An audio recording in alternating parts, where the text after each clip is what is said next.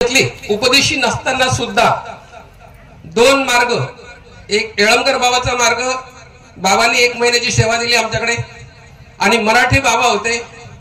आज दानकीचे बाबा आज अमृती झालेले आहेत अण्णा. तर ते अण्णा सुद्धा 4 महिने परमेश्वराने आमच्याकडून त्यांची सेवा करून घेतली. सगळ्यात महत्वाचं सांगतो तुम्हाला, माझी पत्नी उपदेशी घरातली होती. लक्षात घ्या माता भगिनींनो, की तुम्ही इकडच्या प्रमाणामध्ये इकडचं प्रमाण खूप जास्त आहे. आणि आजही सांगावं असं वाटतं की घर प्रपंच आणि घरदार सगळं पत्नीच्या हातात आहे. पतीच्या हातात फक्त 25% आहे, 75% पत्नीच्या हातात आहे. तर सुरुवातीला ज्यावेळेस माझा विवाह झाला, त्या घरातल्या लोकांनी लपवून ठेवलं आम्ही उपदेशी आहोत म्हणून. लक्षात घ्या, फार मोठा 2च मिनिटं घेतो, जास्त वेळ घेणार नाही. आणि मग लग्न लागल्यानंतर ज्यावेळेस ते देवाऱ्याजवळ नेलं, मला सुद्धा आम्ही दोघांना नेलं. माझी पत्नी इथं बसलेलीच आहे. तिने कसा धर्म सांभाळला, तिला म्हटलं तू सांग. ती म्हणती मला इथं 10 दिवस झाले, आता माझं सांगायची माझी तब्येतही नाही, तुम्हीच बोला काय बोलायचं ते. आणि मग तिथे ते विशेष जे होते त्यांनी पहिले माझ्या पत्नीने हात धुतले आणि ते लोटा माझ्याकडे दिला, मी पण हात धुतले. आता तिथं नवरदेव असल्यानंतर काही बोलायचं नसतं, हात धुतले. पत्नीनं कपड्याला डोक्याला लावलं, मी पण माझ्या डोक्याला लावून घेतला, विशेष नमस्कार केला. आता विचारत बसायची वेळ कुठे तिथे. आणि विशेष नमस्कार केले, 3 विशेष नमस्कार केले. आणि मग मला वाटलं की या विशेषामध्ये काहीतरी वेगळं आहे, अशी जाणीव झाली. आता विशेषाच्या स्पर्शानं काय झालं हे सांगायला वेळ नाही, परंतु ते सगळं झाल्याच्या नंतर आम्ही तो श्रीकृष्ण, पितळचा श्रीकृष्ण उचलला आणि घरी घेऊन गेलो. आणि पत्नीने मात्र एक विशेष घेतला सोबत, मी मात्र पितळ घेऊन गेलो. हालाकी मी सोनार आहे, सोनार असूनही पितळ घेऊन गेलो. घरी गेल्यानंतर ते सगळं ते पितळाचा देव ठेवला, परंतु तिच्याकडे जो विशेष होता ती कपड्याला लावत होती. मलाही माहित होतं की यांच्याकडे काहीतरी असे वेगवेगळे आहेत, पाषाण आहेत, आणि ते कपड्याला लावतात. मग घरी सासू सासऱ्याला तिनं माहित केलं नाही, मग मला माहित होतं. मी पण म्हणत होतो पाहू दे काय असेल ते. मग हळूहळू माहिती झाली की श्रीकृष्ण महाराज आणि चक्रवर्ती आपले सर्वज्ञ चक्रधर स्वामी हे एकच आहे. आणि मग मला अजून उत्सुकता वाटली, ते चक्रधर स्वामी आणि श्रीकृष्ण महाराज जर एकत्र आहेत तर याच्यात काहीतरी आहे. आणि असं म्हणत म्हणत मग आता काय व्हायचं, पत्नी आणि मी, मला तर माहित होतं, घरात माहित नव्हतं. पितळाचे देव पण होते आणि विशेष पण होते. महादेवाची पिंड होती, त्या पिंडीच्या खालून विशेष लावलेला होता. बघा किती तिनं धर्म सांभाळला.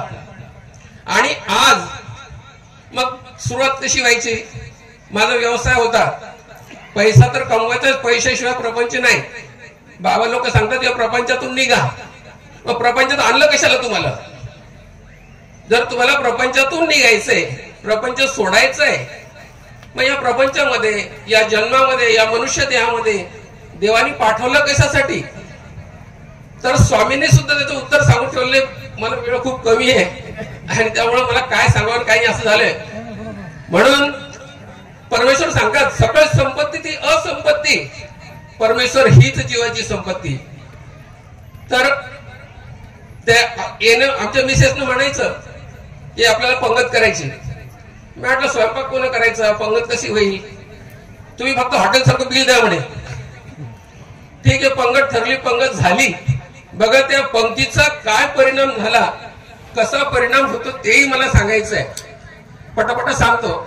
आणि मग एक पंगत झाली, दुसऱ्या वर्षी मीच म्हणलो अरे ते मागच्या वर्षी आपण पंगत केली तसं काहीतरी करायचं असं ना, वेळ आली. म्हणलं ही मागचं 1 वर्ष झालं त्या गोष्टीला.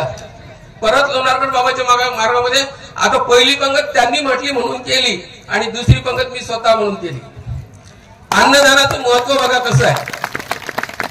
आणि असे काहीतरी इतके असे माझ्या समोर उदाहरणं केलेले आहेत की अन्न ज्या वेळेला आपण, बाबांनी ते पण सांगितलं, एक विडा कसा ठेवा, एक विषमारी कशी ठेवा. हेतुक विड्याचं जे स्वीकार आहे ती माया करते आणि निर्हेतुक विड्याचा स्वीकार परमेश्वर करतात. आता खूप बारीक आहे. परमेश्वर माया ही परमेश्वराची पूर झालेली आहे आणि परमेश्वर त्या पुरामध्ये आहेत. तसं माझ्याकडून जी पंगत झाली त्या पंक्तीचा परिणाम इतका झाला की पुढे मला अशी सेवा मिळाली की 2 मार्ग, एक मार्ग 4 महिने, एक मार्ग 1 महिना. येळंकर बाबा त्याच्यानंतर देवाला देवदर्शनाला गेले. तर हा त्याचा परिणाम आहे. आणि आज माकोड्याचा दृष्टांत स्वामींनी सांगितलेला आहे. आणि अशी आपल्या प्रपंचामध्ये वेळ सुद्धा येऊ शकते आपल्यावरती की धड तुटू शकतं, धड तुटायची वेळ येऊ शकते. म्हणून तो माकोड्याचा दृष्टांत स्वामींनी दिला. तर आपण त्याप्रमाणे पकडून धरायचं आहे. आणि मग अन्नदानानं माझं वाढत वाढत सगळं 1 झालं, 2 झाल्या, 3 पंक्ती झाल्या आणि त्याचा परिणाम इथपर्यंत गेला. आणि आज आम्ही दोघे इथं आहोत. परंतु एक विषय असा आहे की आम्ही आता फिरतो आहोत. माझं सराफी बिझनेस आहे. मंगल कार्यालय मला देवाने दिलेलं सगळं काही संपत्ती दिलेली, पण सगळं संपत्ती ते संपत्ती. मग परमेश्वर ही संपत्ती आहे. मग तिकडे लक्ष लागलेलं आहे माझं, आमच्या दोघांचंही. ती 10 दिवस झाली स्मरणाला आलेली आहे. आणि आम्ही आता सत्संग घेत चालतो.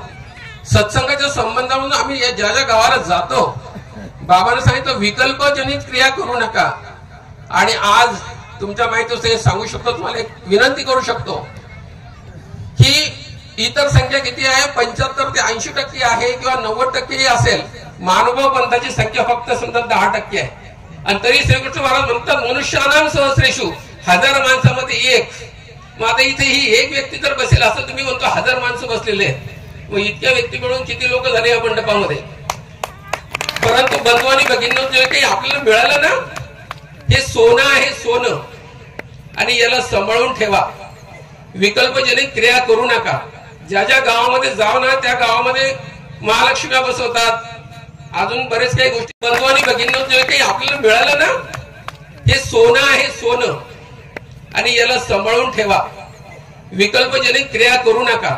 ज्या ज्या गावामध्ये जाऊ ना त्या गावामध्ये महालक्ष्म्या बसवतात, अजून बरेच काही गोष्टी करतात.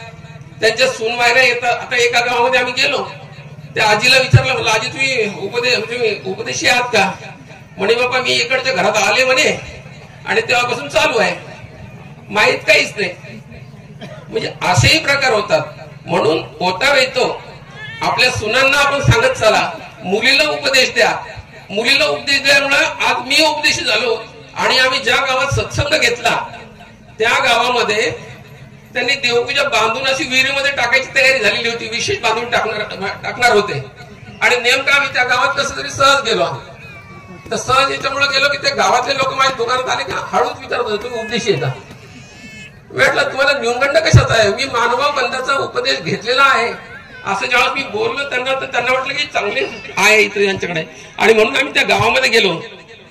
तर त्या गावामधली देवपूजा सगळ्या घरी आता व्यवस्थित झाली. आम्ही प्रत्येक घरोघरी, यांच्या घरी जरी देवपूजा असेल तर यांच्या घरी देवपूजा असेल तर इथे एक सत्संग घ्यायचा, दुसऱ्या दिवशी दुसऱ्या ठिकाणी घ्यायचा, तिसऱ्या ठिकाणी, असं प्रत्येकाच्या घरी घेत गेलो. आणि तिथल्या देवपूजेचे वस्त्र, सगळ्या देवपूजा स्वच्छ झाल्या बरं का. आणि त्या गावामध्ये 8 दीक्षित झाले, जिथं देवपूजा गुंडाळून विहिरीत टाकून द्यायची तयारी होती. तर बोलण्याचा भाग हा आहे की आपण आपला धर्म सांभाळा. वाढवता नाही आलं तर हरकत नाही, परंतु आपण आपला धर्म सांभाळा. विकल्पजनित क्रिया करू नका. आणि मुलींना उपदेश द्या. जर माझ्या मिसेसला त्यांनी उपदेश दिला नसता तर आज मी इथं आलो नसतो. माझी तयारी झालेली आहे. 56 जवळपास 56 संपलेली. बाबाने 56 सांगितली आता, परंतु इलाज नाही, त्याला काही पर्याय नाही. अजून एक गोष्ट एकच सेकंदात सांगतो की सकळ संपत्ती असंपत्ती जरी असली तर ती संपत्ती आपल्याला कन्व्हर्ट करावी लागते. जसं विदेशात जर गेलो आपण तर या देशाची करन्सी त्या देशामध्ये चालत नाही, तिथे बदलून घ्यावी लागते. बरोबर, ज्यांना माहित असेल त्यांना माहित असेल, पैसे बदलून घ्यावे लागतात. जर हे पैसे जर विदेशात चालत नाही तर ही संपत्ती परमेश्वराकडे चालेल का? अजिबात चालणार नाही. तर ही संपत्ती आपल्याला काय करायची, कन्व्हर्ट करून घ्यायची. कन्व्हर्ट कशी करायची, तर आपण त्याची क्रिया करून घेतली पाहिजे, ती आपली बदलून मिळणार आहे आपल्याला. एवढं बोलून माझे 2 शब्द संपवतो. धन्यवाद बाबाजी.